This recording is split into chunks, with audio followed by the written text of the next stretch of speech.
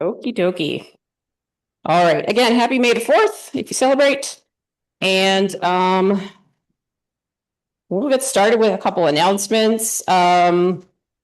We are still looking for some board volunteers. We're looking for that financial secretary. I know you're out there somewhere. We're also looking for a coordinator for outside speakers. And we're also looking for volunteers for our community outreach projects which also help us keep our nonprofit status. So those are very important. If anyone has any time, they can lend. We did send out the information in the last newsletter. All right, Mike, do you want to talk about the competitions? Or you just want me to just mention it? I'm just going to mention it. All right, the next competition. Hey, the details are in the newsletter.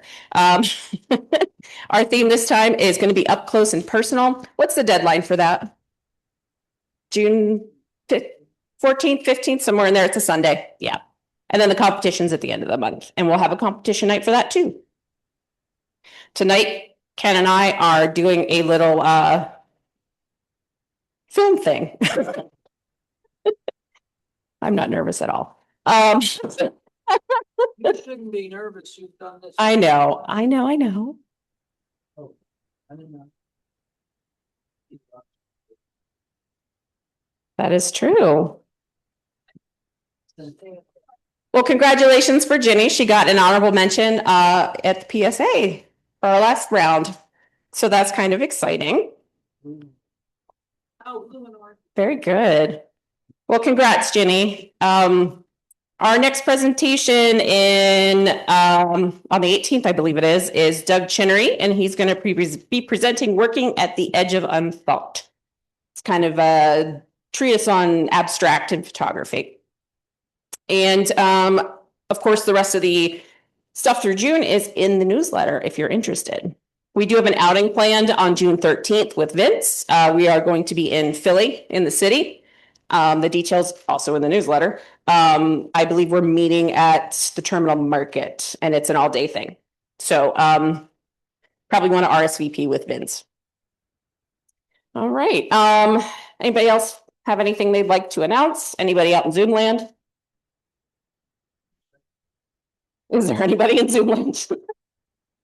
I see Gary's. All right. It's a film is alive.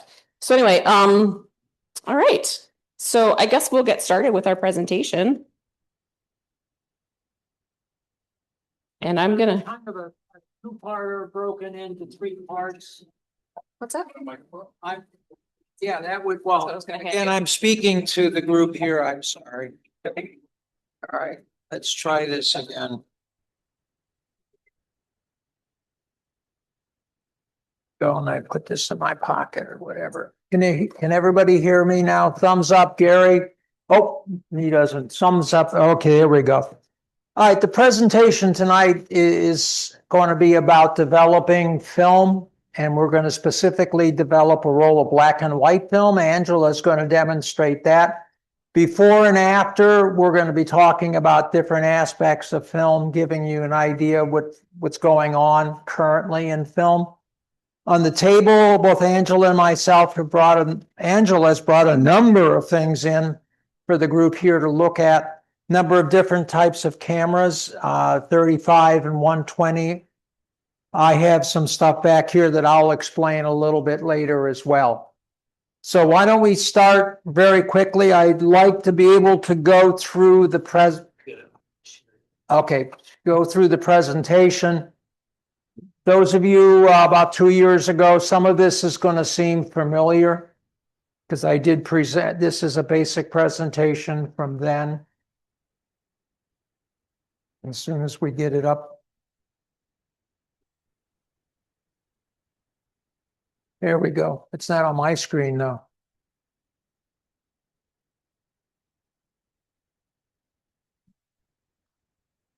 Do I have to do anything here?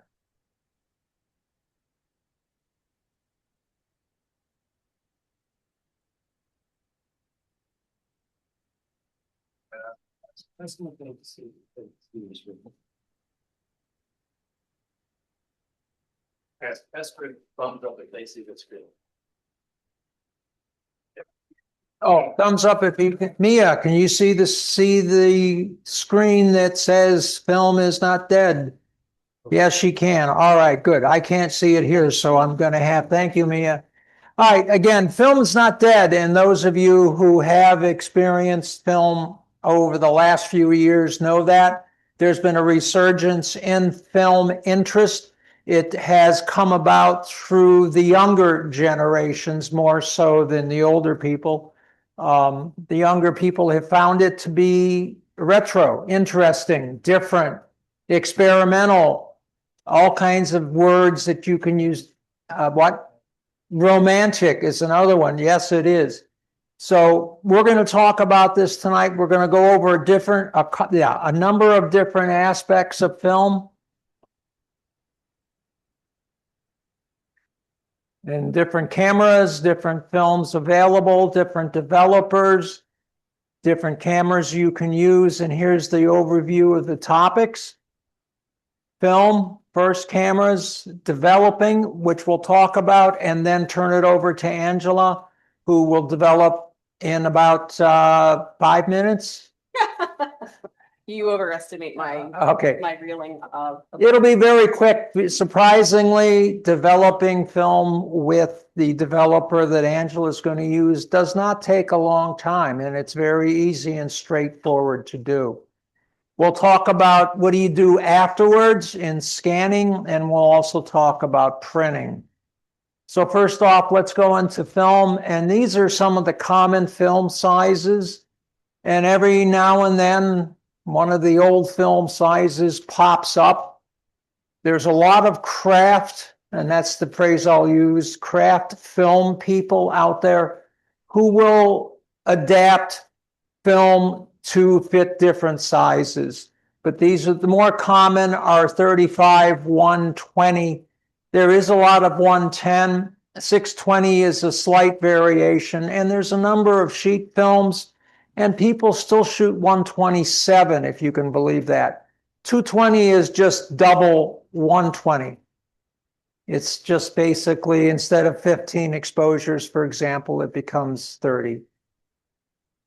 Film types, you've got color negative, which is the more common, probably everybody remembers from when they were growing up. And this is an example of what they call Kodak Pro Image 100. There's a lot of different varieties of color film. Black and white, again, a lot of different varieties of black and white, different manufacturers. Just an example. Another example of 120, which is medium format. 35 is called full frame, which would correspond to a full frame digital camera in the size of the sensor. 30, again, black and white, 120, that's a 35. I don't know why that picture. And this is, again, one from Delta 100. There is also what they call color positive or slide or reversal, and that's available in both 120 and 35. Kodak is the primary maker right now. Kodachrome is no longer, but Kodacolor.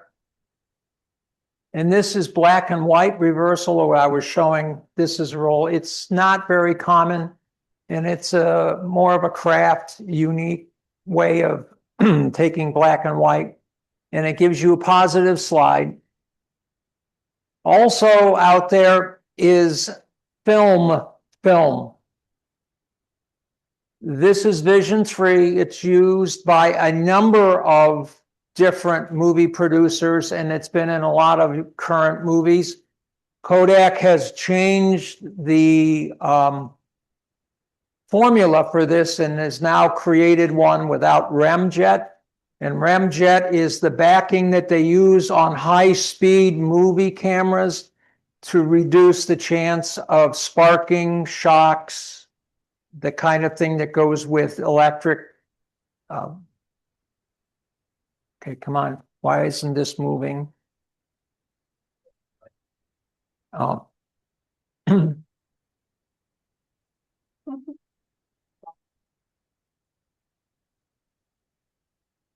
There we go. Oh, it's going backwards. My fault now. Now we got it.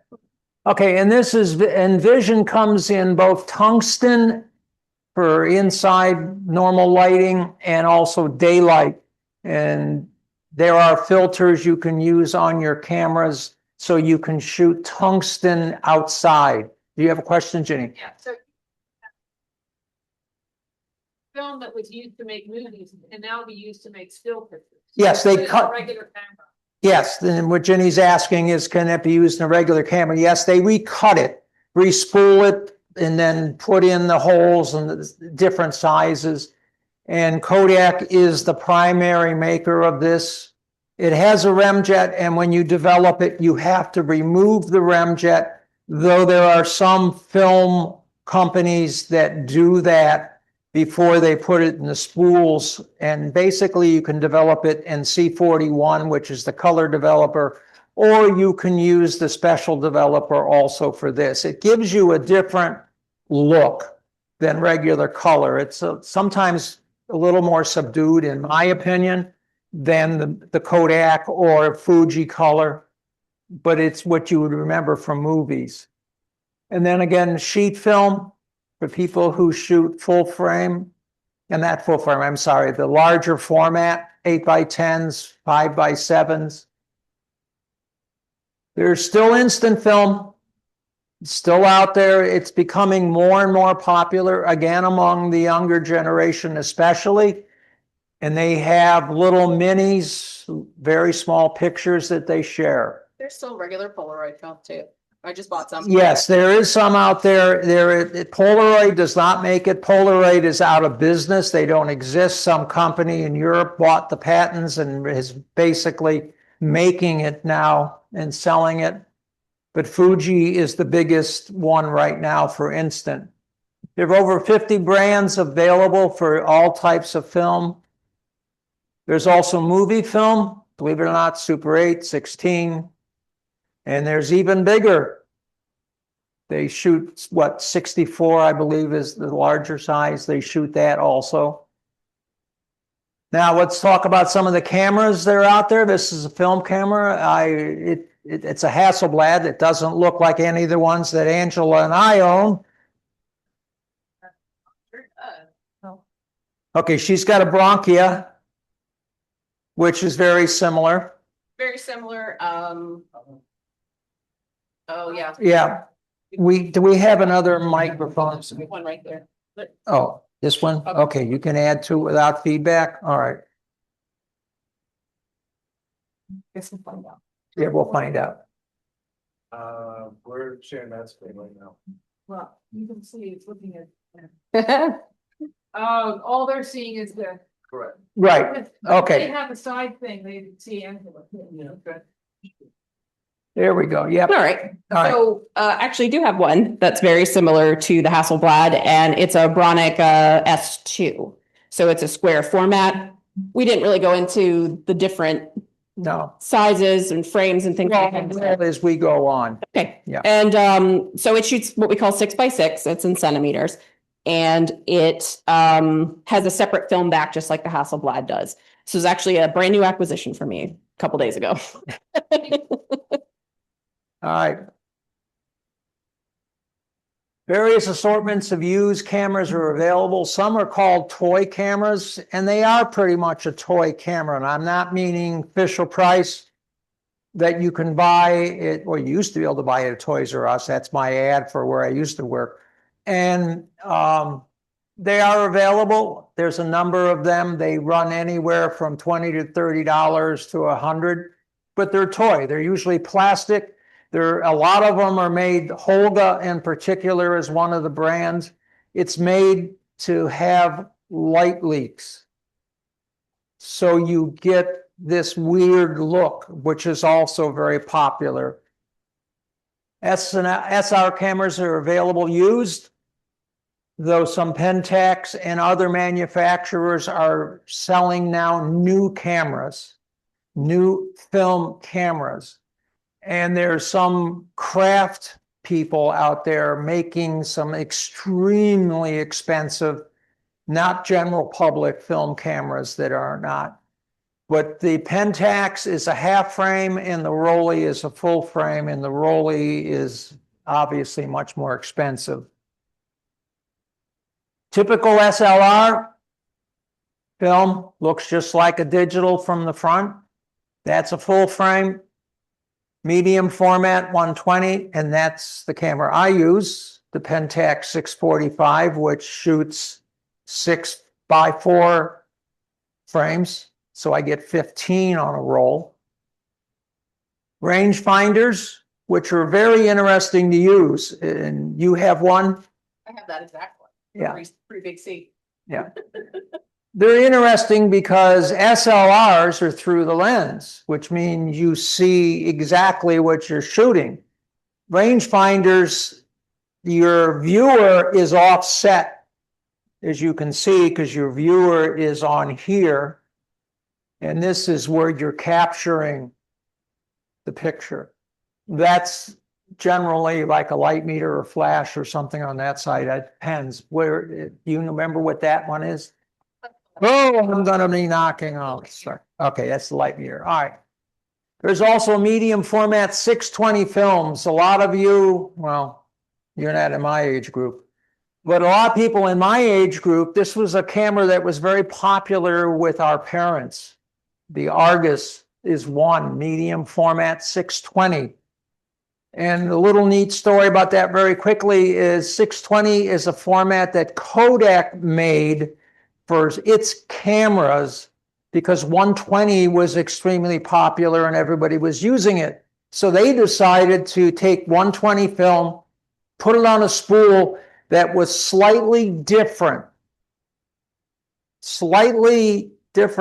from the 120 spool. Therefore, you had to buy their film to put in their camera. That's how most film formats came about. Yeah. So that's just a side story there. Vintage film cameras. I own one similar to that, and I shoot it once in a while. It's not real good pictures. They're so old, and so I don't do any cleaning of them.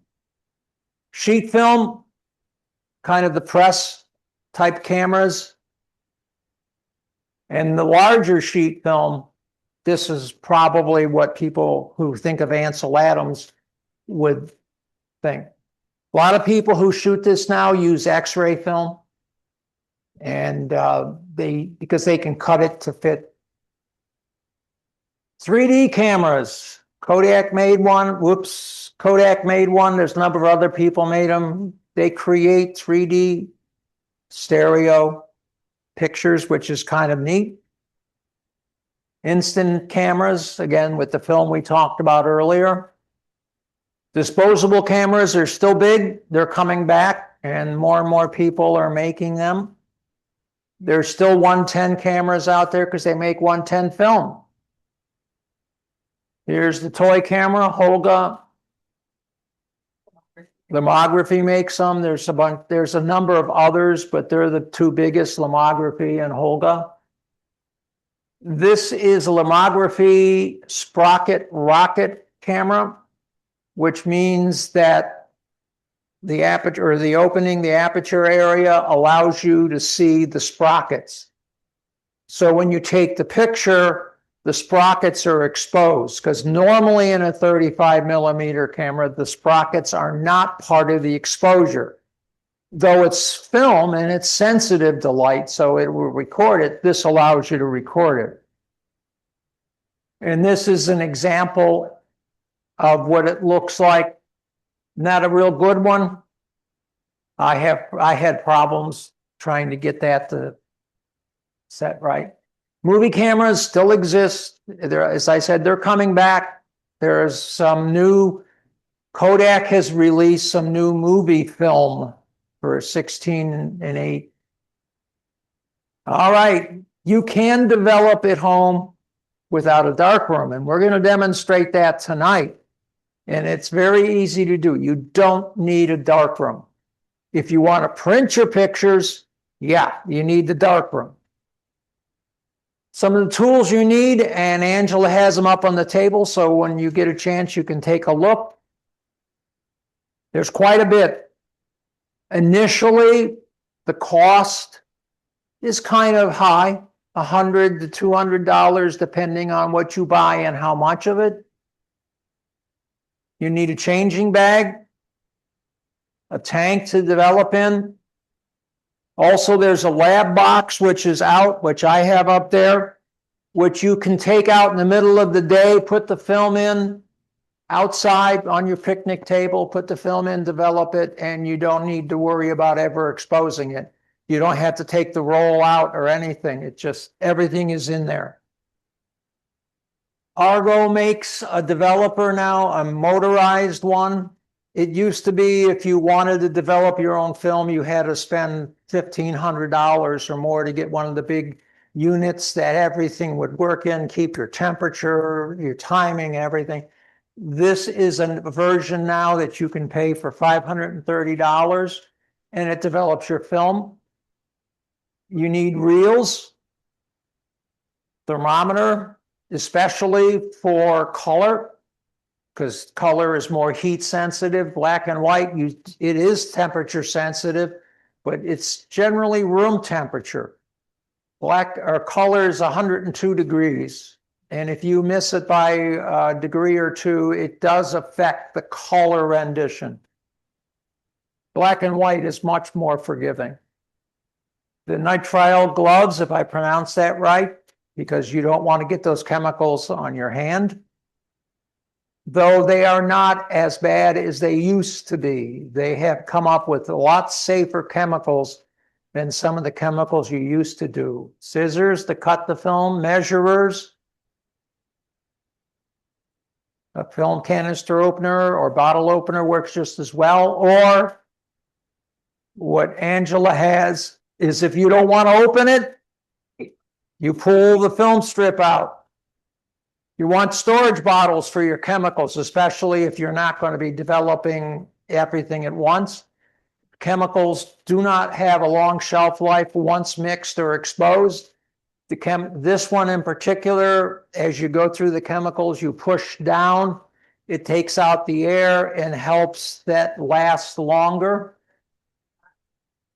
You want it black or brown or glass amber, very dark, because light will also decrease the life of your chemicals along with air, temperature. There's a lot of things that affect it. You want distilled water, particularly if you live in an area like I do, Reading, where you have a lot of minerals and stuff. That will affect and leave residue or spots on your film. For color film, you want a sous vide because that maintains the temperature. You get a big container, put the water in there, heat it to 102 degrees, put your developers and your Blicks and everything else in there, and it maintains it. Because again, temperature for color film especially is extremely sensitive. Some of the chemicals you need, today Angela is going to show you a basic, what's called a monobath. This is what you need if you, well, let me get to it. That's an assortment of chemicals. Black and white chemicals, you have a developer. There's a monobath, which we're using today. Stop bath, fixer, wetting agent are additional chemicals that you will need, particularly in normal black and white developing. I don't use monobath, I use these. It all depends. Most people say that there's very little difference between the monobath and the others. And I'll show you. Monobath also has another benefit. These are color chemicals. This is a two-part process. If you buy the new Kodak chemical C41 kit, you got like 8 bottles in it. And because it's designed for large volume developing, most hobbyists don't develop that many rolls. But this is very quick. It'll develop anywhere from 12 or more rolls, depending on the size of the roll, whether it's 35, 120 sheets, whether or not you're shooting 24 or 36 or 12 exposures. And you usually get them in another, this is another type of kit. And this is for black and white reversal. We'll go over that quickly. And we can develop film in coffee. I've seen it in orange juice. People have demonstrated that. There's been this is the thing about the new way people are approaching film, is that they're experimenting with different things. And coffee does work. There's more than coffee grounds in there. Don't use it to make coffee because it'll probably kill you, but it is coffee. Cinema film is called ECN2, which we saw earlier. Now, when you go to develop, and we're getting ready to move in her area, this is black and white film. There's something called the massive development chart. And the word massive is descriptive. Every single black and white film, every single chemical that can be used to develop black and white film is on here. It also takes into consideration the ISO, how long you want to develop it, what mixture you want to use. If you've never heard of it, there's something called stand developing, which basically means you take the chemicals, put it in the container, shake it up for about a minute or two, and let it stand for 1 to 2 hours. There's a different mixture for stand developing than the standard developing. And I don't know how many can see, but black and white, you see most of them are 20 degrees Celsius, which equals 68 degrees Fahrenheit. If you develop it for 35, most of these here are the same. There are other films that if you shoot 120, the time could be different in how long it takes. And you can see here the developing times range anywhere from 2.5 minutes to 11 minutes. Yes, this is a free chart. You can go on your phone, on your computer, and you can pick it up, and it's updated. It's a community-run organization that a lot of times you will see the box development information in there, plus people experience shooting a certain type of film at certain types of times with certain mixtures will post on here so you can see alternatives. You also can see ISOs. So as you shoot film, and again, you're pushing, you're pulling, you want to change the way you shoot the film. Some 800 films can be shot at 500 or 600. You can change the ISOs. And when you do that, you have to sometimes change the times, and you may need to change the dilutions. And there's all kinds of different dilutions as well. So hence, massive. But it's real easy. The film you're shooting, the developer you're using, you put it in, and you can see on the side over here, Ilford Delta 100. I'm using Ilfosol 3, if I pronounce that right. I search, and this is what it gives me for that particular film, the options I have for developing. The other nice thing about it is there are phone apps that you can use, not only for the massive development chart, but also for C41. So once you go in, you tell it what film you want to develop, Triax, what developer you're using, what the temperature is, and it'll tell you how long. And then down here, it gives you each of the different steps. So 6.5 minutes for developing, 1 minute stop bath, 5 minutes fixing, and all the stop bath does is stop developing. The fixing fixes the chemicals to the film. The hypoclear is basically something to add longevity, and then a finer wash is to take and run it through water to remove any leftover chemicals. This right here is this.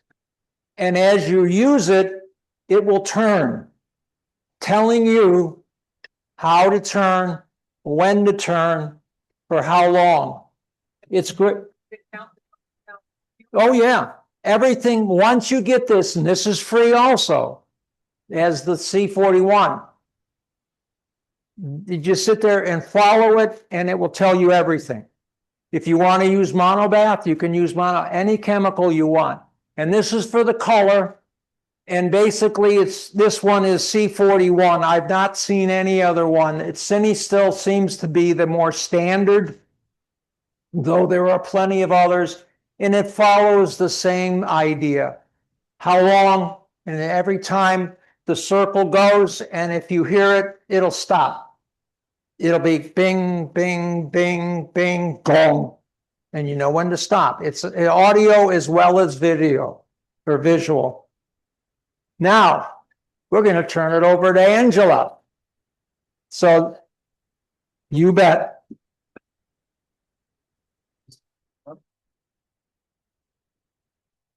There's more. Oh, there's more presentation, yeah. I'll let you have that. Yes, Angela's the main event now. We'll just follow up with some of the other stuff that we saw on the checklist. We'll follow up some of the other stuff we saw on the checklist. Is this still on? I know you guys can hear me. I need to get one of these, by the way. I don't know. I'll talk about that after you're done. You can move everything around you need to. Did you want to demonstrate, well, when I'm in the dark bag, do you want to? Yeah, Okay. that's what I'm gonna do. Give me one of each. Oh, no, I dropped the mic. Sorry, everybody. Uh-oh. Ken just performed a mic drop. Well, Angela's doing this. No, she's got. I have the clippy. I'm good. No, I think. Yeah. She's gonna be taking. So I'm gonna explain everything real quick as I'm kind of going through. So we have the processing tank. I actually bought this as part of a kit that had some developer, and it came with, this is considered a 2-reel tank because it holds, you guessed it, 2 reels. It came with some other tools that were very handy for me to get started. And then I branched off into the mono bath, and that's kind of where I've landed for now. I do not process color. I don't have a sous vide, but I don't process color. I do take that to the lab. That's just me. But anyway, Ken is actually rolling up one right now to show you, but what I will end up doing is taking the dark bag. Once I get my film out of my camera, I will be taking this as a dark bag. So you can see it's got 2 little handles for your hands to go in, and it makes a light tight seal once everything's zipped up. When I'm ready to go, down here at the bottom, I already have it open. I'll load everything in this way. So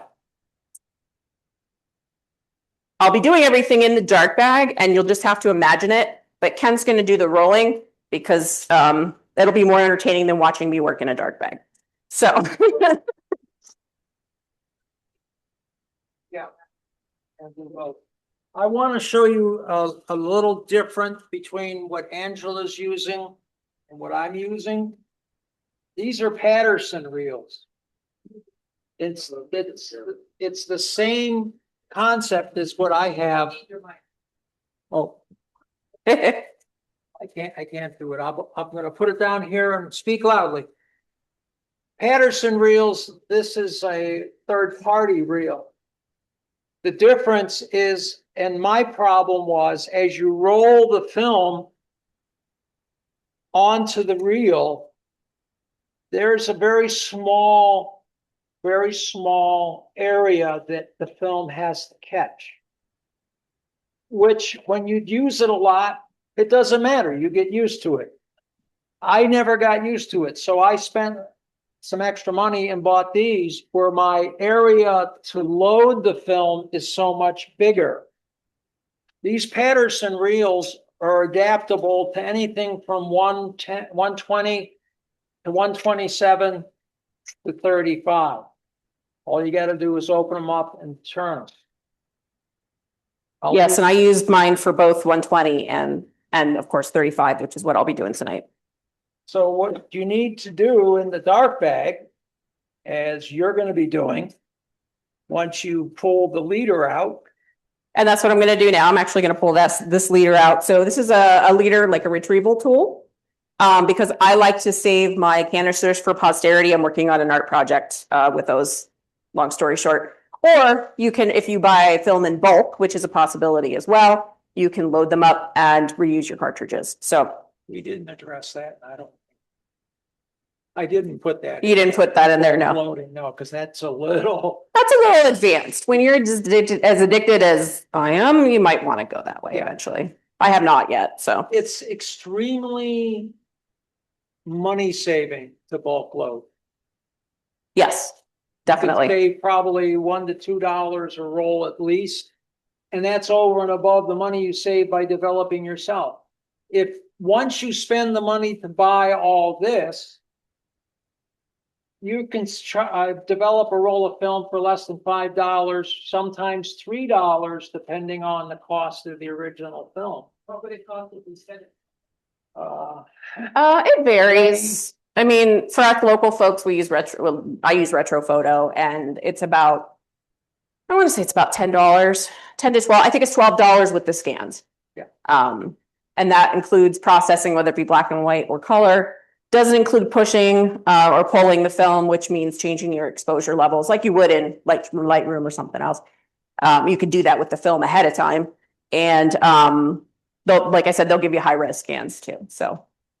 But you can send away different places. There's many reputable places you can send to. However, the costs vary. Some will not do what she has done. They will charge you for everything.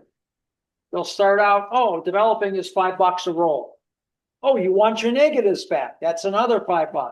Oh, you want it scanned on a DVD? Oh, that's another $5. Before you know it, it could be as high as $30 for a roll. That's on the high side. Most of them are around 10 to 20 bucks for everything, including, you know, the DVD, the high res scanning and getting your negatives back. You want your negatives back. But a lot of places don't do that. Crushes me whenever I'm at the lab and they say, do you want your negatives back on the phone to somebody? And they say, no, just pitch them. My little piece of my heart dies every time. So anyway, save everything. No, so the film retriever, the lead retriever. So there's these little tips in here and they're very similar to film material, just a little more rigid. And you go ahead and the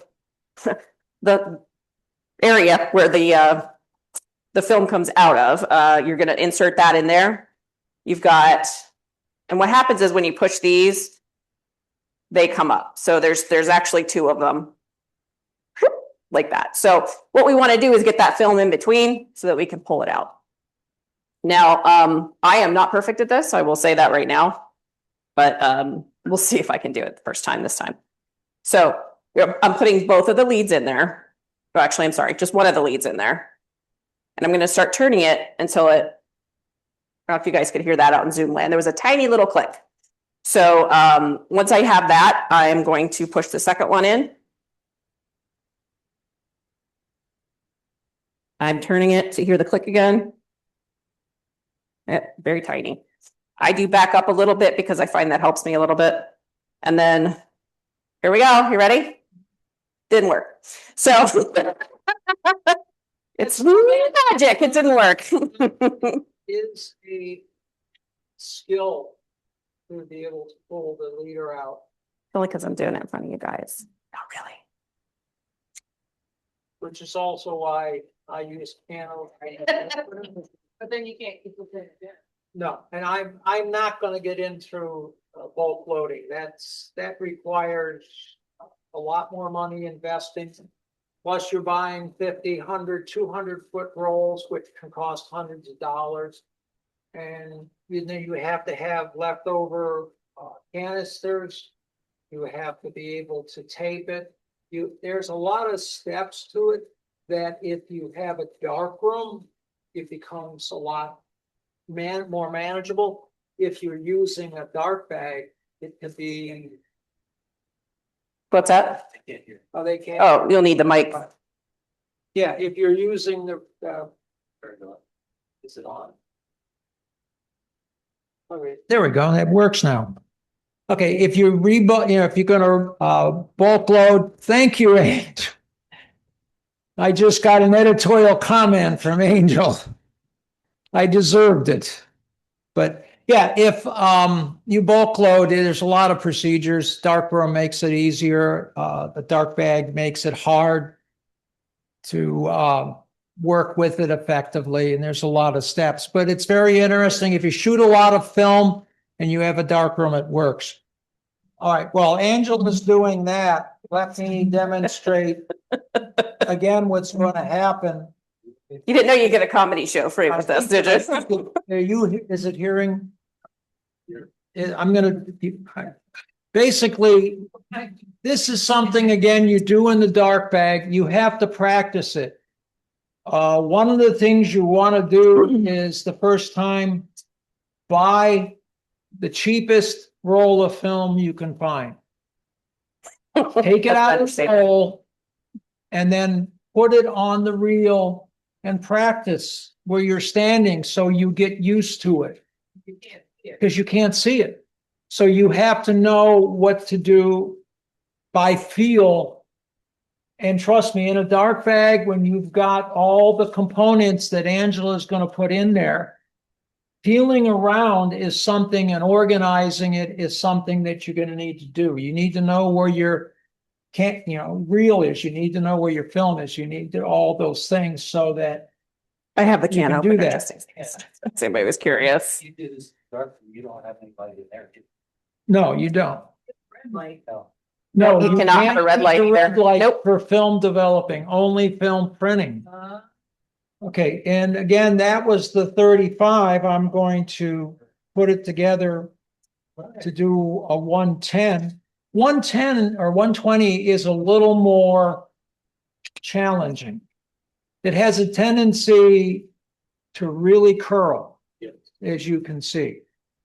And putting it in, there are little BBs is the best way to describe it on each side of the reel that catches the film and helps you put it in.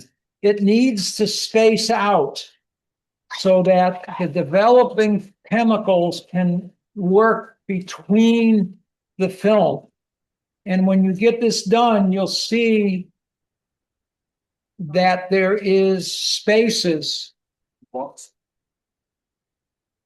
if it doesn't load right, your film won't develop because it'll push up against each other. The chemicals will not be able to get in between. And that's what's part of the developing is you're mushing around so the chemicals flow. As it goes in like this, the chemicals go top to bottom and it's constantly going in between. Got it? No, we're just gonna go ahead and crack the can. You're gonna just tear it. I'm gonna take one for the team here and just crack the can. Okay, so where you put? Okay, so got a few things in here. What we want to do is we want to put, obviously, I'm just doing one reel. This is a 2-reel tank, but I'm just going to do one reel. So at least one reel. And we've got all the parts of the actual Patterson tank itself. Lid, the pour, or whatever that's called. There's like a little, a reel inside and of course the tank. So what happens is I have to do this by feel. Once everything's in there, I have to get it onto the reel. I have to get the reel into the tank and make the tank light tight in order to take it out. So it's going to look like the spool there. We're going to put the tank in. You can see this is what makes it light tight. So it lets you pour your chemicals in and out in any kind of light because the chances are I'd probably hurt myself if I didn't have light. So, but what happens is you have to turn it and make sure it clicks. So you have a click that you're listening for. You can feel it as well. So what I do is when I do it, I click it and then I reverse it and click it again just to make sure. So, because that's just me. So, and then of course the lid, for when you're actually shaking it and moving the chemicals. My Patterson tank has what we call an agitator. So it's not just me, but, so this has an agitator. It goes in and instead of doing the flip, like, Ken had said earlier, I can agitate for the 10 seconds that's needed every minute, for the chemistry that I'm using. And then stop. So, I can put that in at the end because that's, obviously once it's light tight. So sometimes I leave this out too, but I will put that in for good practice. I've got my film canister. I have got I don't know where I just put it. I have got my can opener. It's official can opener. And, where's my scissors at? Oh, and my scissors, of course, too, because you're gonna have to cut the film off the reel because it has to attach to it somehow so it can spool. So you have to actually remove it from there. And I'm also going to cut off the tongue. When you've got, I don't know, do you have a piece of film with the tongue on it or not? I have an example I can show you guys later, but when you first put a roll of film in, it's got a little leader tongue that's about half the width or half the height of the film. I want to cut that off so it goes onto the Patterson really easier. So I'm going to do all that by touch. So this might be a little boring, but I can talk you through what I'm doing when I'm doing it. So let's get everything loaded in. Got my reel. You don't want to get too much film. Yeah, you don't want too much on there. The backside. Yeah. What? Right, but you. When I do this, I actually put everything in and I separate it and then I kind of make sure I know where everything is in there when I'm doing it. That way I can kind of visualize it even though I can't see it directly, I can kind of have a picture in my mind as to what I'm doing. You don't want the fingerprints question is you don't want to touch. It's not on.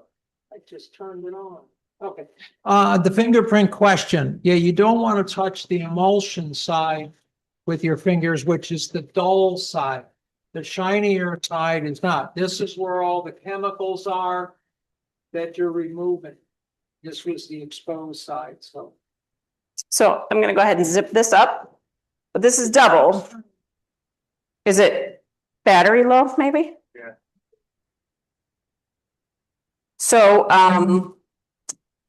I'm going to, there's also a double light seal here, not only the zipper, but I've also got the flap that I'm gonna do. So everything is now in here. And you get to watch the humorous of me trying to actually get in there myself. So as you can see, there's two layers here. So you've got the outside layer, which is, oh, thank you. Actually put it on silent. You do not want any light inside. You don't want any light inside. Even the glow of your watch could expose the film and therefore ruin part or all of it. So there's two layers you have to get into with two different elastics in here. So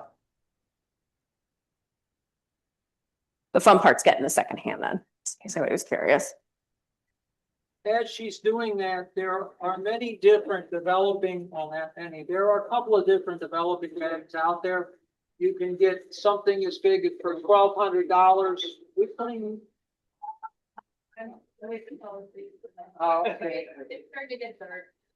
I understand that. My wife goes to bed at 9:15. In the middle of a movie, she'll fall asleep. No. If she's listening to this, I'm in trouble. Basically. So I'm just finding everything. There's actually a room that you can buy that will, this is not working. They do have tents and things. What are you trying to explain? They do have tents you can purchase for in your home. That would be a dark room. So, The $1,200 for the tent. it's only $1,200. I mean, hey, Yeah. they also make like a mini pop-up. It's almost like a tent that does the same function as this dark bag. If you wanted to not hit a bag every time you're looking at something or trying to find things, it does make it a little more comfortable, especially if you're sitting. $45. And it has the same like armholes and things like that to get in there. So I am currently trying to open the can, which might take a minute because it's been a minute since I've done a can. Trying to open a can. Can opener. All right, I've opened the can. Huzzah. And so I did open it from the side that doesn't have the spool up. Do you have something you could show the spool? Okay, that's all right. Yeah, I don't want to open it back. So it's the bottom. It's not the top part it's the flat part on the bottom. So I have my scissors.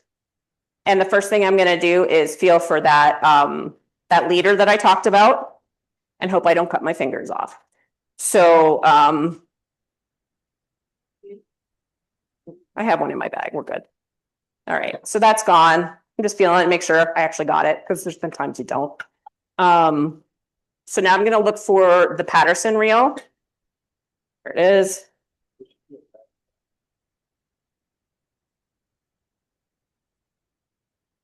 Oh, it's okay.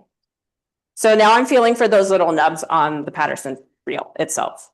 So I know where to actually put the film because that's kind of important. So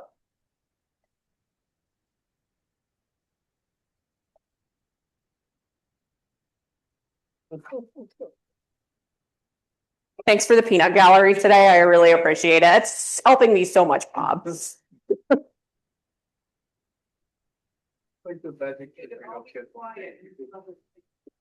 Yeah, I usually do this at home with like nobody bothering me because I live by myself. So We're not here.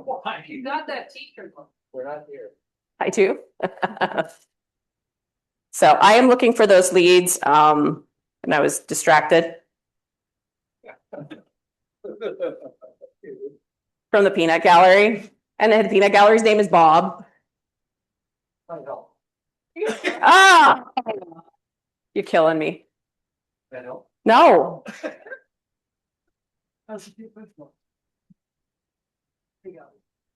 So, like I said, he greatly overestimated my ability to get something on a reel fast. Just relax. You've I know. done this how many times? A lot. You can do it. But not with the peanut gallery called Bob Gross. So Well, that's true. I don't think I could do it. I know I have Ginny in my corner over here. So what I'll do if I can if I can get the lead out and not have to do it this way where I crack it open in the bag, I will actually start it on the reel. So I'm feeding it on the reel. We'll see if it takes. Because sometimes it doesn't. And then I look like a fool. And Bob will have some smart ass comment about it. Excuse my French. And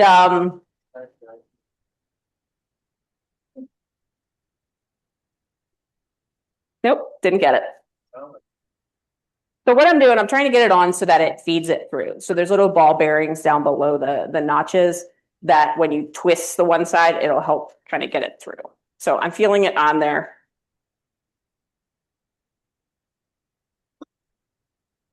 Position my film a little bit. I think it's taking it now. It feels like it. So I'm twisting the one side. As you can see, by the movement of the bag. So please imagine. So taking it, I'm getting towards the end of the roll. Of course, it's rolled tight, so it hits the reel and you have to kind of stop and readjust a little bit and hope you didn't throw it off the rack, of course. So now I'm towards the end here. I'm going to find those scissors. I'm at the bottom of the spool. So I'm going to cut them off. Oh, it's connected to the. So it's connected to the spool, right? So that's why if you save them and you retrieve them like I should have done this evening, you're able to actually reuse it by reattaching to the end of that film that's attached to the spool without having to get a new without having to you can get dummy ones too, but. So if you buy it in bulk, you can attach it with a little Asking. masking tape, packing tape, anything you want to use, yeah. And then cut it off again. And of course, I put it off its reel, so.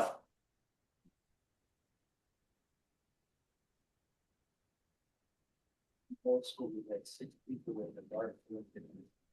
Mhm. So. Because I stopped, take it off to cut the reel, I screwed it all up. So we're gonna try this again. Now I don't have to cut it off the reel again. So there you go. Well, she's doing that. And Bob's making fun of me. To take the focus off of her and maybe some of the pressure. This is the lab box. This is what I mentioned. Daylight.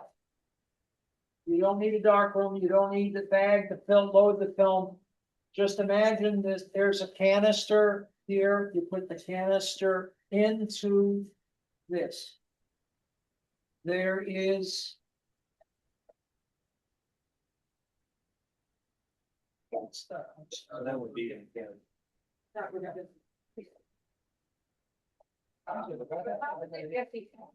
I am planning on getting one of those. Thank you.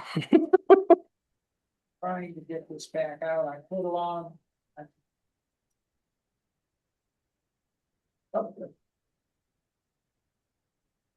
Okay. I might need a chair. So there's an area you put the spool in. Put it in, you feed the tape. And we're going through this. I'm getting, There's a reel built in.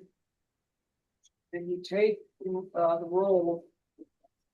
You attach one end of it that's out with the tongue.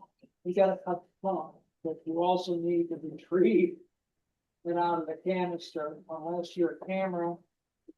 The automatic 35mm camera has a setting that allows the lead to come out.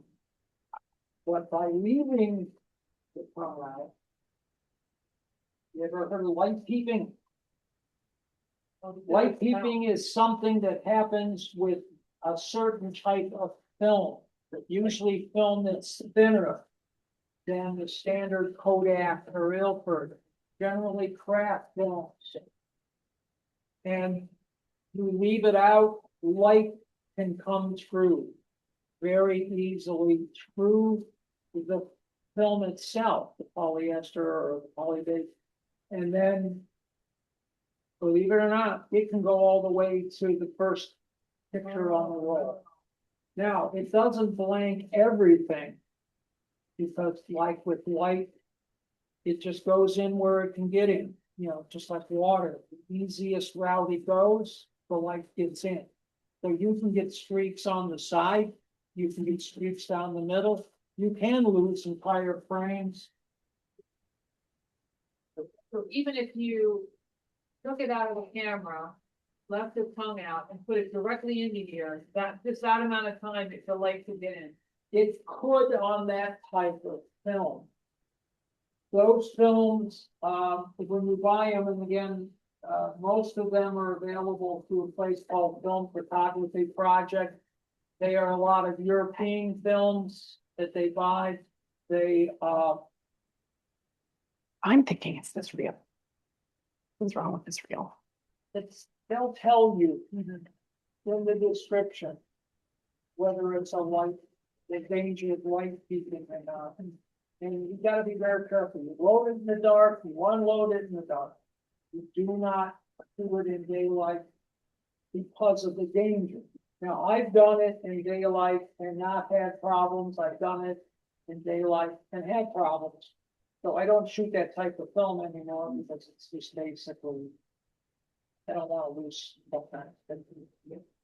But, so we try and keep it small enough. But yeah, with this one, everything's in daylight. You take the canister, you get the leader out, like Angela was doing, and then you attach it Here's the lid.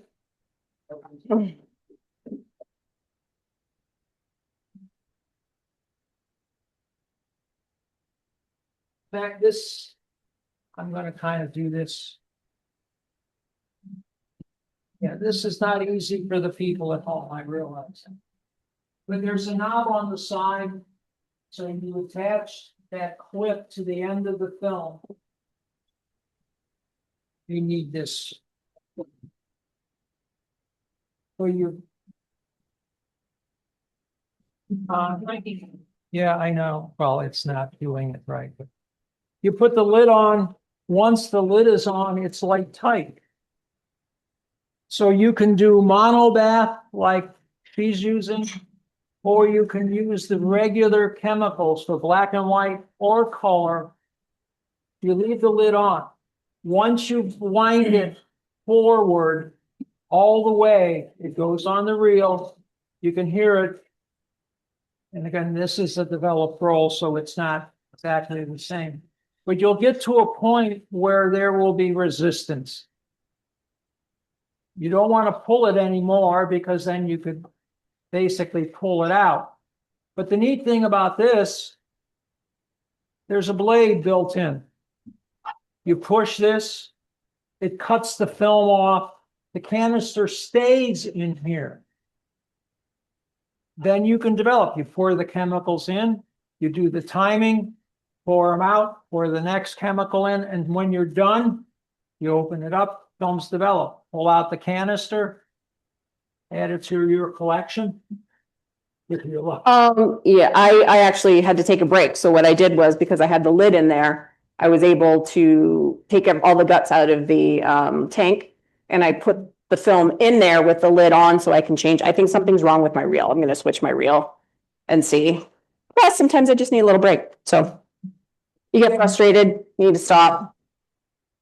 And I'm just looking to find that reel to see if there was a problem with it. I just threw it in there, didn't think about it. Seems to be okay. But could just be something's wrong with the ball bearing or something, you don't know. So You want to try mine? give me one more chance with this one. Okay.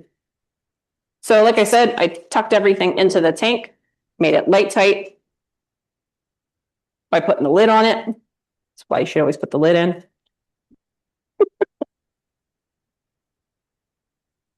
And we'll try going back in again.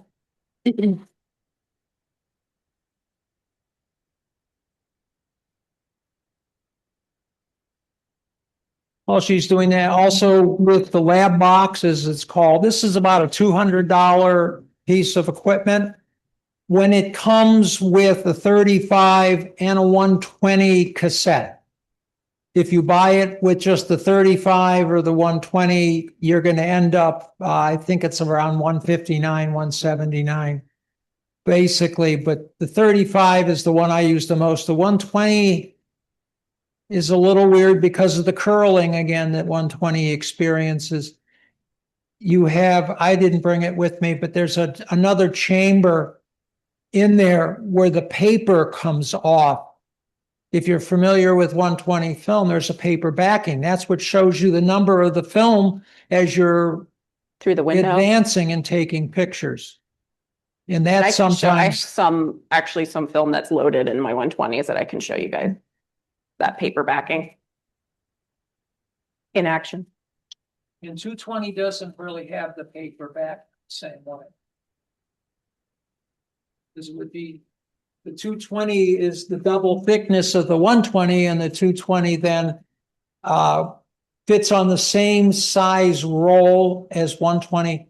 If you were to put the same type of paper backing onto it, it would basically, you'd need a bigger roll and it wouldn't fit into 120 cameras. I don't know. It's bending my film. I don't know what's going on. So.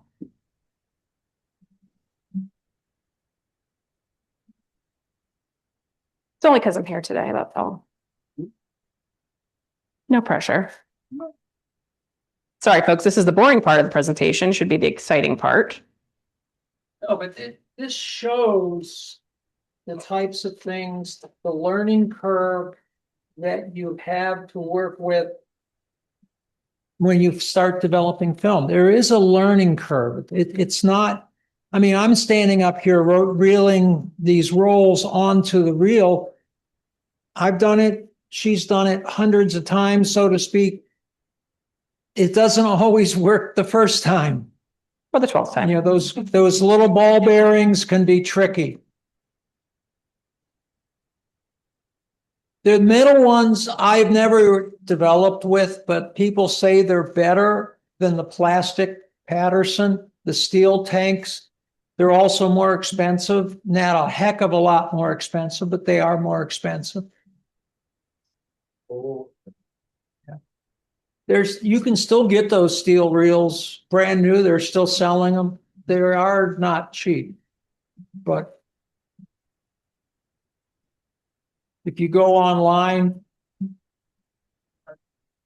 eBay particularly, and some of the other used camera supply people, also can provide you with the old used ones. So. Today is not my day. I'd like to know, actually, because I'm a little disturbed here. All right. Can I use your reel? Yes. Because I'm just going to go ahead and put this in there. Wait 1 second. I have to get it into the. I'll put it right there for you. Yeah. Just slide it through your sleeve, yeah. What's that? Normally just fine. Today, no.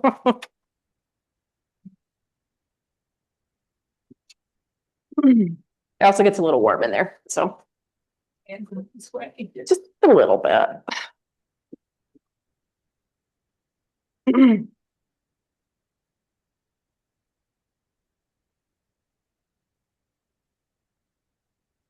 do you use bag? Do you use the Oh, bag? Use that. I stopped using this Yeah, because it's one roll at a time. all right.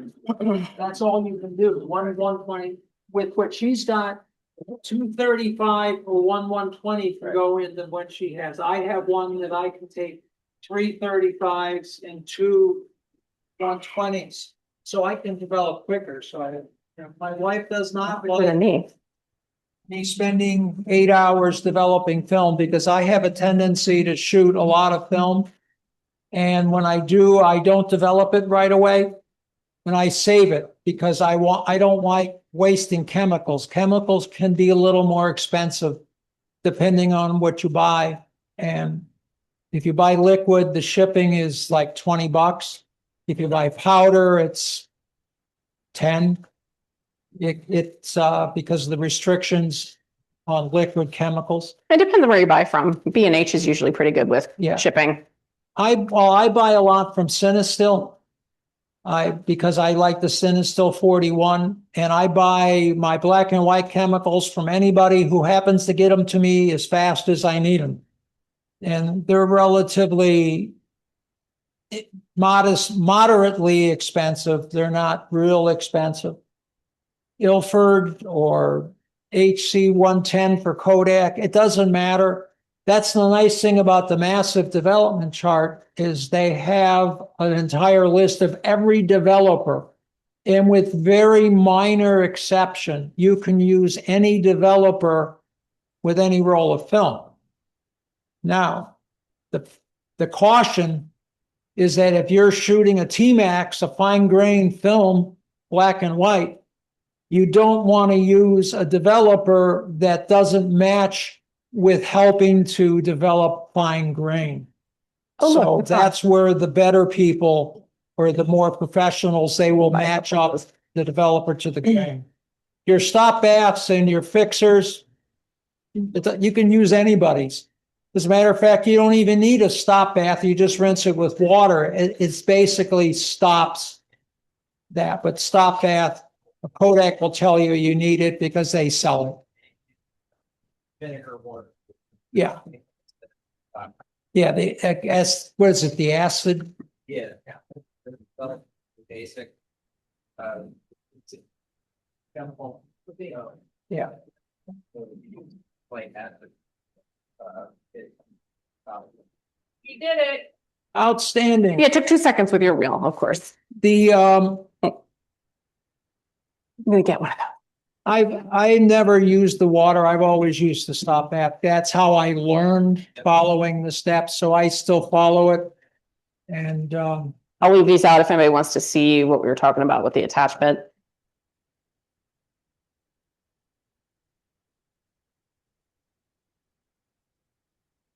Yeah, it's having fun in there.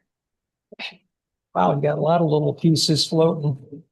Well, it messed up the end of it and it bent the end, so I had to trim it off.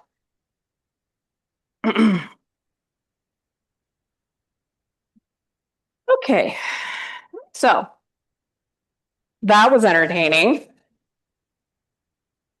So we'll get this out of the way. So that being said, I've got my tank. It is loaded up. I made sure that the funnel at the top makes it light tight was on by, like I said, I hear it click and then I back it up and click it again just to make sure. So doing this means it's light tight. So I can, I can pour my chemicals in here. So what I do is I use the mono bath. So that's from Cinestil. I do get it from B&H Photo with free shipping, by the way. So go there. And so mono bath, it's basically everything that's in here. It's the developer, the stop bath, and the fixer all in one. Yes. That's why they call it a mono bath. It's magic. It's chemistry magic. Yes. It's like the body wash that's also a shampoo. Like it's multi-use. Jimmy So it does said it's multiple like things. shampoo and conditioner in one. So moving on to that, just to explain a little bit about the monobath when you buy it, from the date of manufacture, it's good for 1 year. Okay, that's before you open it. Once you open it and start using it, you've got 2 months shelf life. So I have no hesitation taking a Sharpie and reminding myself of this. If you can, I don't know if you can read it out in Zoom land, but I put the date that I opened it, what date I have to dispose of it, and then how many rolls I'm doing, because that also figures into the math. Because Cinestil for this developer has its own timesheet. So whether you want to push one film speed up or pull one speed down, you have to alter the temperature. So the sous vide would come in handy for that, for instance. I will just do a bowl with warm water if I need to if it's too chilly and I need to warm it up a little bit. And then I just wait on my thermometer until it's ready to go. Yeah, it's only a couple degrees difference in most Yep. cases. It's not a large difference. So I actually write it on here plus 15 seconds per roll. So if I do 2 rolls at a time, I put 2 ticks down here. So I've done 4, this will be my 5th roll on this. And clearly I disposing soon. So I have to get some more film done this week. But so I went through the charts and we don't have the charts here to show you, but I looked up my film stock, which was the Ilford HP 5 Plus, which is ISO 400. Just like, we choose our ISO on our cameras, you choose your ISO on your film and you're stuck with it for the entire roll. Plan accordingly. So I looked that up and I shot it at 400. I didn't shoot it at like 800 where I would need to push it up 1 speed or anything. So I'm just I look at the chart, I look at the temperature it needs to be, and I look at the time. And then it gives you an agitation, like how you should agitate it. So when I pour this in, I'll agitate it for 10 seconds. And then I let it sit. And then at the minute mark, I do 10 seconds. And then every top of the minute, I do 10 seconds until my time's up. Normally, if I just open this and I'm doing a roll, it's 6 minutes time.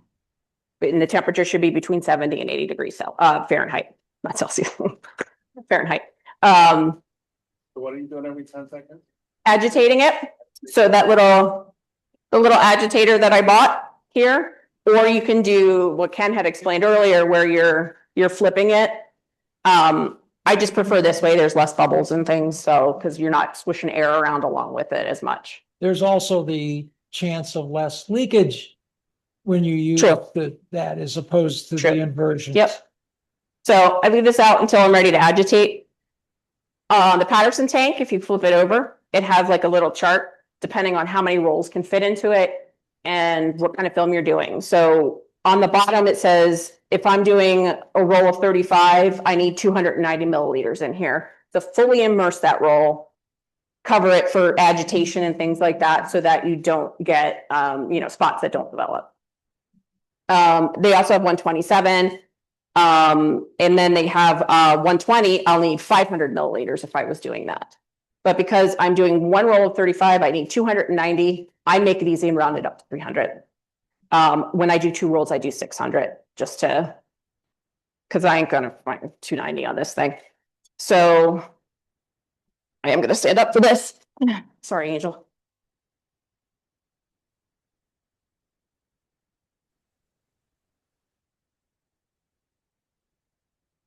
You don't have to shake that.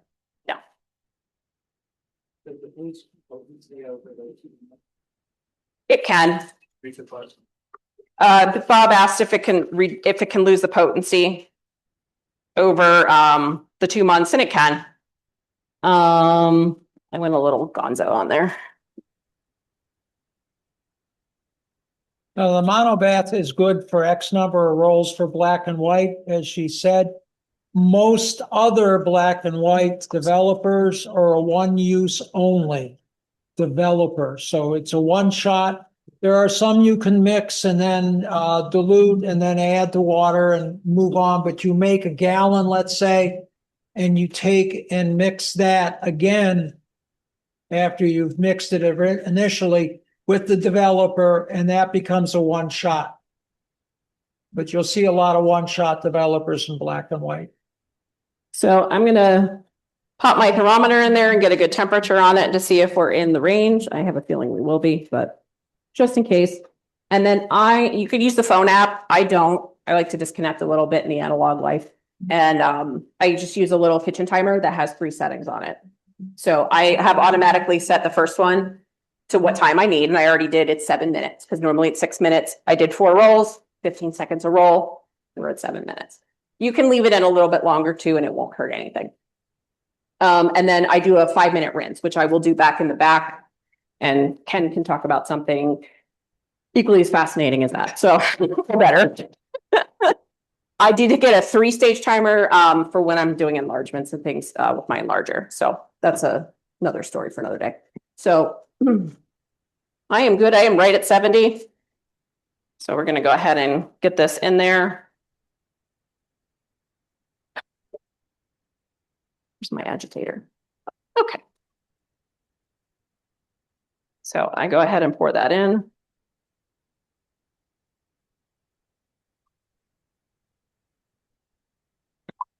And I hit start. And I'm going to do it for 10 seconds. As you can see, I'm just twisting it. Like a little washing machine. You got it. So now I'm waiting for that minute. So the thing is, if you don't, if you let it sit for more than a minute, there's this phenomenon called bromide drag. It's one of the chemicals in the mix. Can actually cause art on your negatives. We'll just put it that way. Art. It'll speak it.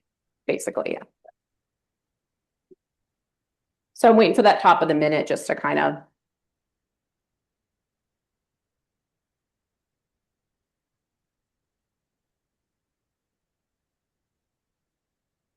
there any questions? I mean, I can answer some questions while I'm doing this long and arduous process.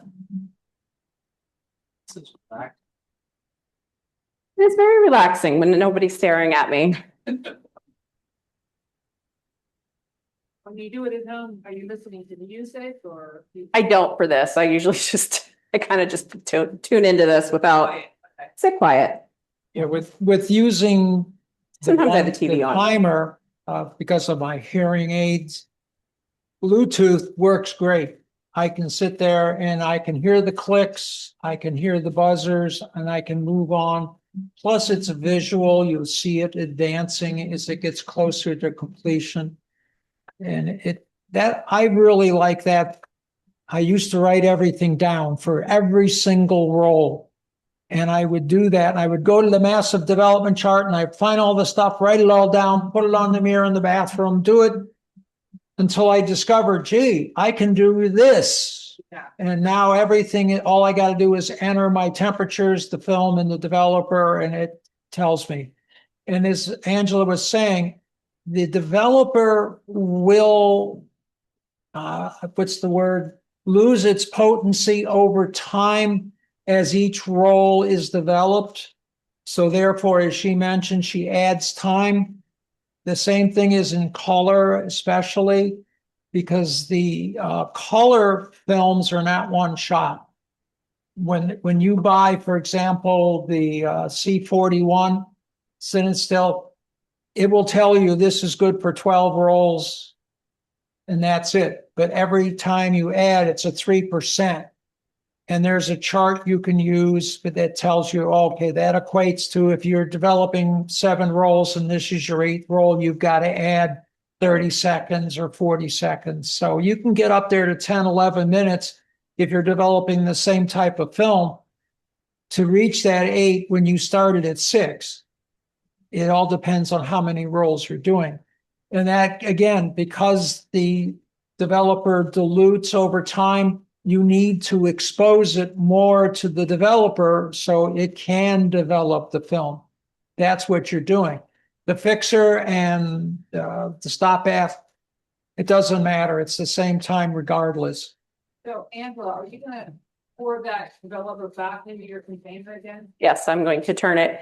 Ginny asked if I'm going to reuse it. And yes, I do pour it back into the container for the next round. Well, you know, that doesn't seem like very much if you, how did you get that many rolls? That's why you have to add the 15 seconds because you've already used it. Right. So you're using that. And plus, silver and things from the film itself goes back. It's in the mix. Yeah. So it's going to dilute that a little bit. So that's why they have you add the time too. Done. And it's got to be, you're at the end of the time and you're supposed to dispose of it. How do you dispose of it? That was the question. It's technically a chemical, so I'd have to take it to hazardous waste. Technically, it depends on the municipality where you are. That too. It depends on the mist. Yeah. It's the silver that they're concerned about. The rest of the chemicals, because I mentioned earlier, a lot of the chemicals have gotten safer for most people to use. You don't use all those toxic chemicals that they used to use. That's why caffeinol is so popular right now, because Yeah. it's not toxic at all. You But can just put it there's- down the drain. I check where I live, you can't even get a response on disposal of silver chemicals anywhere. A lot of people will tell you that flush it, not down the toilet, but down the drain. Just make sure you run a lot of water afterwards to dilute it. But the silver is the main issue in black and white, and to an obvious extent, color too. Do any of the retro photo or any other photo places take it and dispose of it? I've never asked them if like Retro would take it and dispose of it as a lab. I know they have a dump tank for their developer to save the silver in, because then they actually get some money back, but they're doing this on a mass scale compared to what I'm doing. So Greg Arlbach used to use as a dentist, he would take pictures of the teeth. He would, because of the silver, he would save it because he would do it so much and there's so much silver in the x-rays. But now he doesn't use it, but he said he had to take care of it, but there were people he would pay to come pick it up. But then they would recycle it and Yeah, get the silver out of it, which is worth something now. So But again, you need to check the municipality in which you live to determine whether or not they have any restrictions. A lot of places, there's no way for you to take that chemical to them. They don't know what to do with it. When they had that household hazardous waste collection time, you take it to that. I haven't yet. This is only my second bottle of this stuff, so You could do that. I could do You that. can hold on to it till there's a local hazardous waste. Right, Yeah. yeah. Yeah. Once it's spent. The other thing that a lot of people do, as she mentioned, even individual photographers will run it through coffee filters as they dispose of it and capture the silver. And then if you do enough film over time, you may get a nickel. Because you have to do the quantity that she was mentioning that some of the, the businesses do in order to make any money or be able to do anything with it. Yeah, its microphone's on. It's great. So I just do kind of a last agitation, just to, because again, you can leave it in longer if you need to with this bath anyway. Believe it or not, it's as Angela said, it's a miracle, so to speak, where really it knows to stop developing. The way they process the monobath, it knows at a certain point the developing's over, the stop bath and the fixer commence. That's why you could leave it in and it does not have an effect. It's the temperature that has the push-pull effect. I'm going to take this back to rinse it, and it has to rinse for 5 minutes. Yeah. So that's what I'm going to go do. And then on the final rinse, I'll add some. While she's doing that, I'm going to move on with the display here so she can do that because it's going to take a little bit of time. Any questions on that I could answer? If not, anything from the group, if they're still awake out there in Zoom land? I think Kim is asleep now. No. All right. As soon as we're ready to go.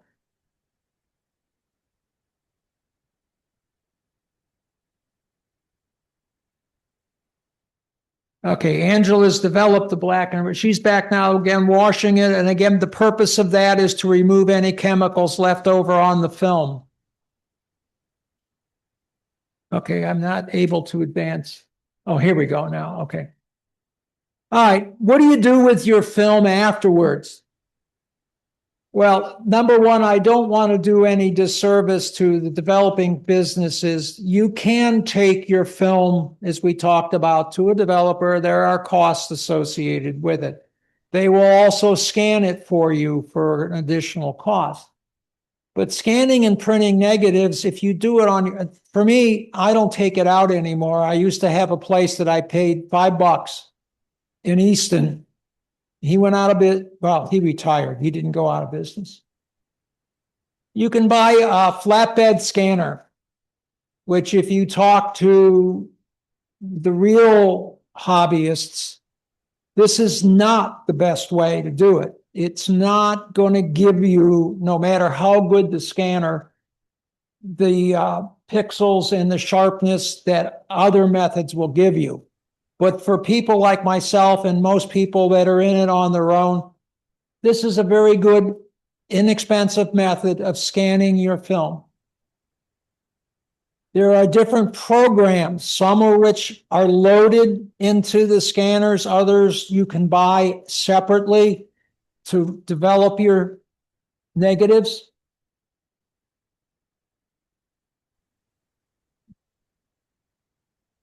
You need masks, as they call them.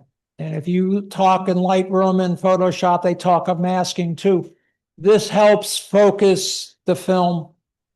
Your scanners not all flatbed scanners work for negatives. You can use flatbed scanners for pictures, but you need the light at the top. The light then shines through and it's basically the center of the scanner. The mask centers the film on the flatbed bed itself to make sure it lines up, and then you get the scan. There's also this type of scanning. This is the inexpensive version. You can buy these relatively cheap, and you hope you get enough light. Because as you can see with this one, it's got a clear plastic, semi-clear plastic back, frosted. That's where the light comes in. What you do with your digital camera is take a digital copy of the negative. This is considered to be the best way to scan pictures, is a digital camera scanning your picture, your negatives. Okay, why would he? Negative in that thingy, but Yeah, that has, they come with a holder, they come with there we go. This is the expensive version. Negative supply is the biggest right now in providing equipment to scan your negatives. They have negative equipment for any type of film that exists. 127, 110, 5x7, 8x10, anything you can think of. They make the equipment. They are not cheap. I will tell you right now, that part right there is like $129. This part is almost $500. Yes, good. But it's out there and it will give you very good digital copies. There are other dedicated specific ones. These I've seen mixed reviews, but the majority seem to say this is a little better than the flatbed scanner, so they work, but most of them are only for 35. If you shoot 120, there are only a few that will take 120. Printing. You can take your negatives to any place and they'll print them for you at a cost.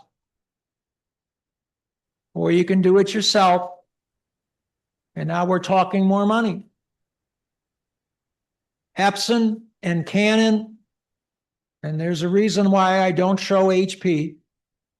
Epson and Canon have the best photo printers out there. HP's is mixed results. You don't want mixed results when you've got this great picture you just took and developed and it doesn't come out the way you want it to. There are a lot of people on the web who will talk about how to use these printers, what type of paper to use with them, and different things like that that can help you through it. Photo papers. Do not buy staples. Just like you do not take your film to be developed to Walmart, if they still do it, or to CVS. You can't even guarantee the results. Number one, most of them send it out to somebody we don't know. But Red River Paper, Epson, Canon, Moab, and there are various others that are very quality, but they're expensive. That's why a lot of people run to Staples and buy their glossy paper there. These make all kinds of different types of papers, from glossy to matte to archival, they're all archival. Wow. Printing service, Dan Berg, Dan's, the Darkroom Retro, all of these will provide printing services. These up here that I listed are quality printing services. And you notice on the back, CVS. You don't want to use them. Let me see what's next. Costs. Are you about ready to show? Yeah. Okay. Can I interrupt? Yes, go right ahead. Okay, I'm back. So what I did in the back was, they can hear me. They don't need to see me. So what I did in the back was with the tank, I don't use the distilled water method just because I'm cheap, but I just ran water from the tap for 5 minutes. You can do other ways where you fill and refill the tank a certain amount of times, and they usually tell you that in the paperwork or on that site too. They should tell you that too. How many times to rinse and empty the tank. So I let it run for 5 minutes. That's what I do at home. And then at the very end, I left back there, I put some wetting agent in on a final rinse and I agitated it real good and then emptied it out and then brought the tank up here. I see pictures on here, so I think I did it right. Here's hoping. So I'm going to take this off the roll. I see pictures from here. And there are pictures on here, and I'm very excited about that. So if you can see it all, there are pictures. I did it. I did it. So I did most of the roll on the way here. So that being said, so there's a couple ideas of thought. There is, I have a squeegee. I bought it separately. It didn't come with my kit. Some people don't like the squeegee because it can potentially scratch. So I don't always use it. So I'm not going to today because I think Ken might fall over here. So I'm just kind of shaking off some of the water. That's just what I do. So I use these film clips. So they come in pairs. There's a light one. That's the top. And I'm looking to see which side is up on these, make sure. Yep, because your numbers are down here. So I'm going to clip this to the top. Okay, and then trying not to touch the wet emulsion on the back. You have a second one, which is weighted. So when you hang this up to dry, what'll happen is it'll help it stay straight. So when you go to archive it, it's not curling your pages. Ask me how I know. So try to get 20 curls a lot, even though you Yeah. got it that way. So yeah, I'm gonna hang it here on the speaker. Okay, I don't care about that very tippy If you use photo flow on both color and black and white, it will allow water to run off and you won't get the droplets drying on the film. If you want to wipe it down because you get freaky because of all the soap suds that are on it, because it's basically a detergent base, you can run your finger down it very quickly to remove any excess water, but that is not something you do more than once because you want the photo flow to stay.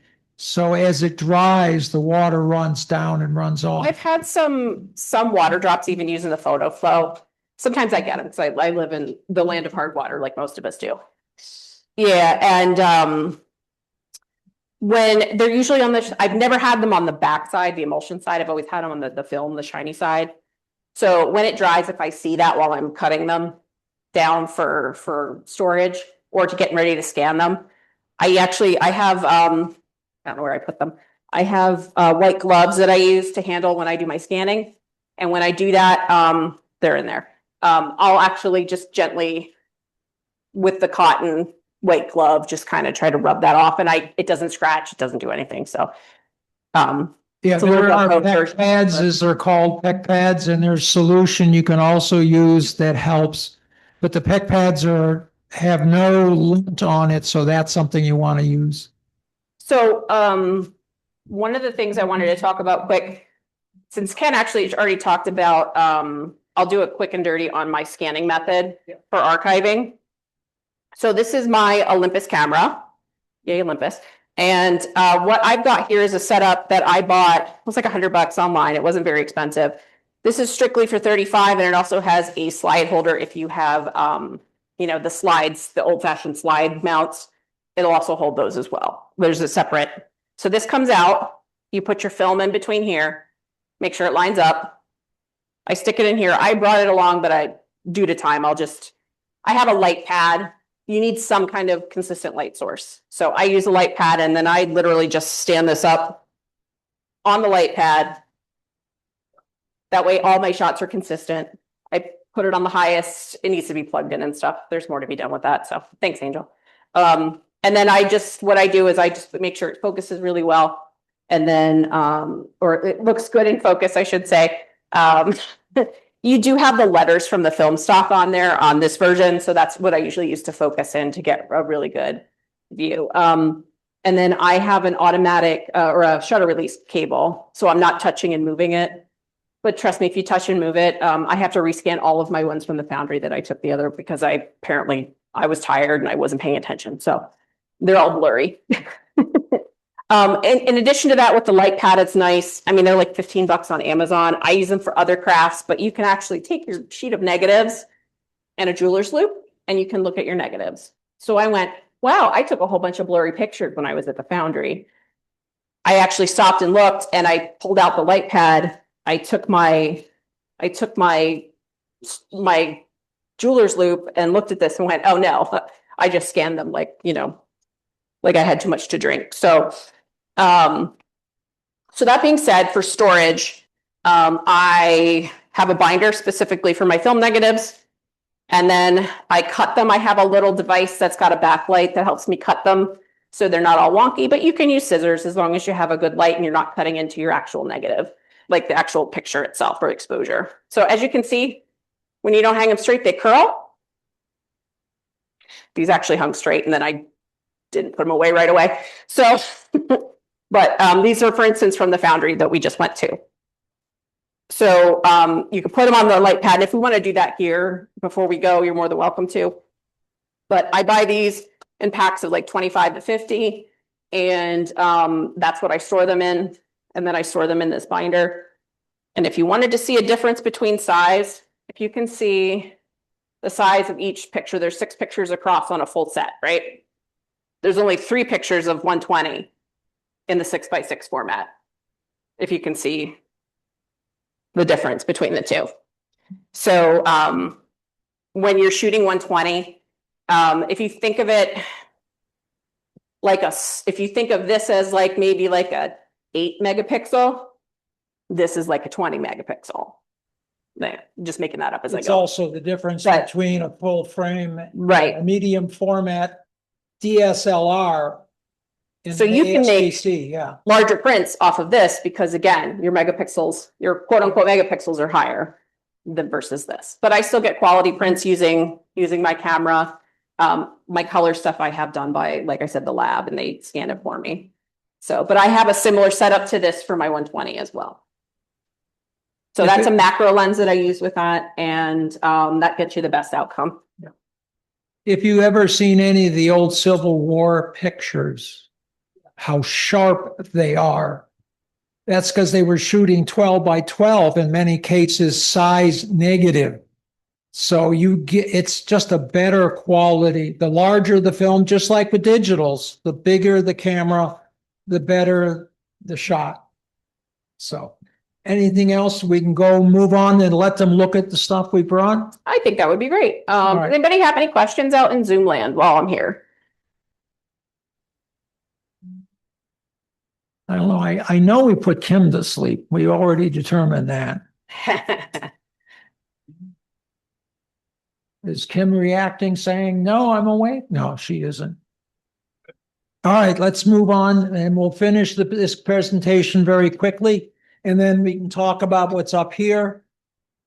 And I've got one soapbox I want to say that will take about a minute or less. Cost, basically, there is a cost to all of this, obviously, just like any of our hobbies with our cameras. The mail-in starts about $12, and I did some extensive research when I did this to find out that seems to be the bottom line price for a 24 roll. If you want to do 36, some of them charge more. Local has a wide range, $8 on up. Again, scans may or may not be included, as we talked about earlier. Higher quality scans are generally more expensive. And again, most people would not use that because most of us are not going to blow it up to, 30 feet by 60 feet, that type of thing. At home costs basically run you, and like I said, about $6 to $7. It could be $5. It could be a little less. If you roll your own, it could be a little less. Okay, why isn't it? Oh.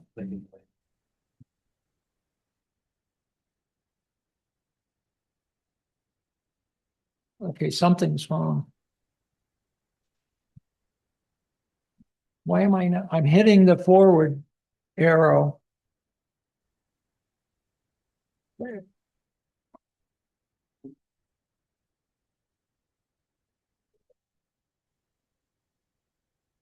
Was it the last one?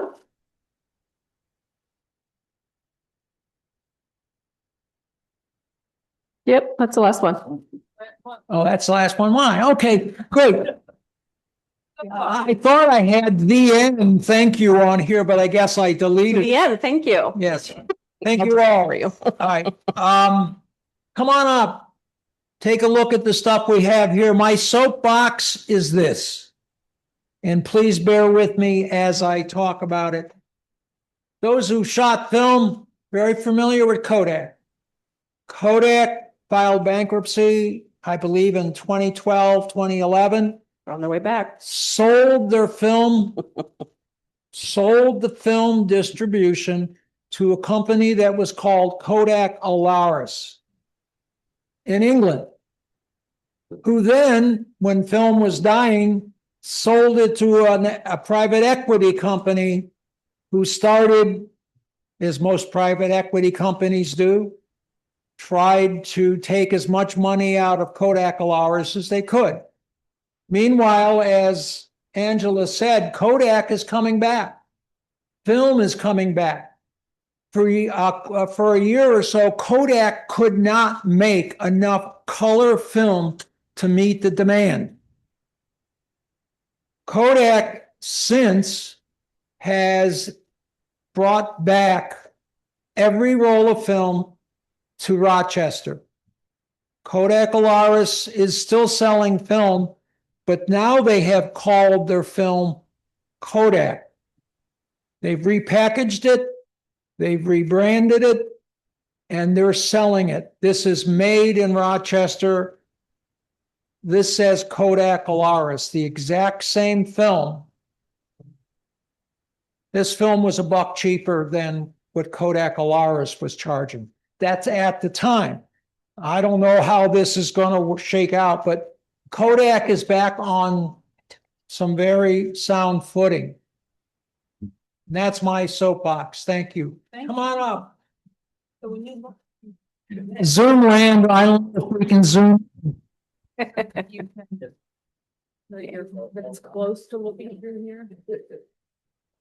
Not an exact, it's not that. I mean, I remember back in the So, days of, I just took this to a concert and I just covered up the flash so nobody would freak out. oh, right. So I literally just put electrical tape over it. The days of, Talk about TTLs. I forgot.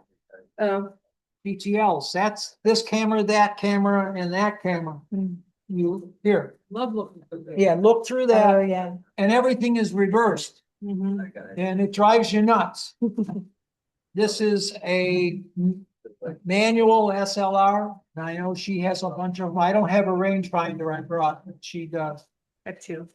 And, this is manual, Well, how do you like it? and this is the automatic